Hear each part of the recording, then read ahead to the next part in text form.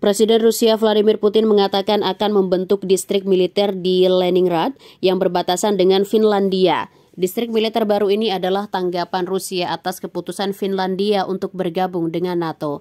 Ketika membahas NATO, Putin mengatakan Rusia tidak tertarik untuk berperang dengan mereka. Namun menurutnya, jalur politik Barat membuat hubungan Rusia dengan NATO semakin sulit. Pemimpin Rusia itu mengambil contoh Finlandia yang dulu netral kini baru bergabung dengan NATO sejak April 2023. Kami memiliki hubungan yang sangat terbuka dan ramah, kata Putin menggambarkan hubungan Rusia dan Finlandia di masa lalu kepada Pavel Zarubin, jurnalis Rusia 1, Minggu 17 Desember 2023. Kami tidak mempunyai masalah, namun sekarang kami akan menghadapinya karena kami akan membentuk distrik militer Leningrad dan mengerahkan unit militer tertentu di sana. Vladimir Putin juga mengatakan Rusia tidak tertarik berperang dengan negara-negara NATO. Kami tidak punya klaim teritorial dengan mereka, kami tidak punya keinginan merusak hubungan dengan mereka, kami tertarik untuk mengembangkan hubungan, katanya. Mereka mengambil dan menyeret Finlandia ke dalam NATO. Apakah kami mempunyai perselisihan dengan Finlandia?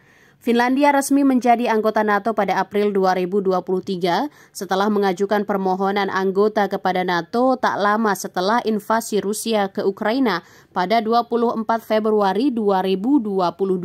Segera setelah ini, Rusia mengumumkan pengambilan paksa tindakan pembalasan baik yang bersifat teknis militer maupun lainnya untuk menghentikan ancaman terhadap keamanan nasional Rusia. Rencana Rusia bentuk distrik militer di dekat Finlandia. Kota Leningrad terletak di perbatasan Rusia dengan Finlandia. Setelah bergabungnya Finlandia ke NATO, Menteri Pertahanan Rusia Sergei Shoigu mengatakan ada beberapa mekanisme militer untuk membangun distrik militer di Leningrad. Mungkin pertama-tama saya pikir 1-2 brigade rudal dengan kompleks Iskander akan muncul, kata Sergei Shoigu kepada BFM RU pada Agustus lalu.